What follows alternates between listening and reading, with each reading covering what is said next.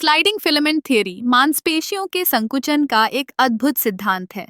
जब हम मांसपेशियों को संकुचित करते हैं तो यह एक जादुई प्रक्रिया की तरह लगता है, लेकिन इसके पीछे एक गहरी वैज्ञानिक समझ है। इस सिद्धांत के अनुसार मांसपेशियों की संरचना में दो प्रमुख प्रकार के प्रोटीन फाइबर होते हैं, एक्टिन और मायोसिन। जब मांसपेशी संकुचित होती है तो ये फाइबर एक दूसरे के साथ स्लाइड करते हैं। यह प्रक्रिया एटीपी यानी एडेनोसिन ट्राइफॉस्फेट के उपयोग से संचालित होती है। एटीपी ऊर्जा का एक प्रमुख स्रोत है जो मांसपेशियों को संकुचन के लिए आवश्यक ऊर्जा प्रदान करता है। जब मस्तिष्क मांसपेशियों को संकुचन का संकेत देता है तो कैल्शियम आयन मांसपेशी फाइबर में प्रवेश करते हैं। ये कैल्शियम आयन एक्टिन और मायोसिन के बीच की बातचीत को सक्रिय करते हैं। जैसे ही ये प्रोटीन एक दूसरे के करीब आते हैं, मायोसिन के सिर एक्टिन के बंधन के लिए सक्रिय होते हैं।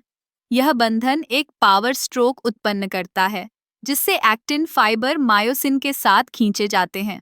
इस प्रक्रिया को समझना बहुत महत्वपूर्ण है, क्योंकि यह न केवल हमारे दैनिक जीवन में मांसपेशियों के कार्य को समझाता है, बल्कि यह खेल, व्यायाम और शारीरिक गतिविधियों में भी महत्वपूर्ण भूमिका निभाता है।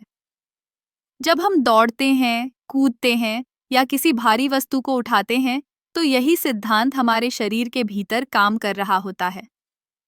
दिलचस्प बात यह है कि यह सिद्धांत केवल मांसपेशियों के संकुचन तक सीमित नहीं है। यह सिद्धांत हमारे शरीर के अन्य कार्यों, जैसे हृदय की धड़कन और श्वसन में भी महत्वपूर्ण भूमिका निभाता है।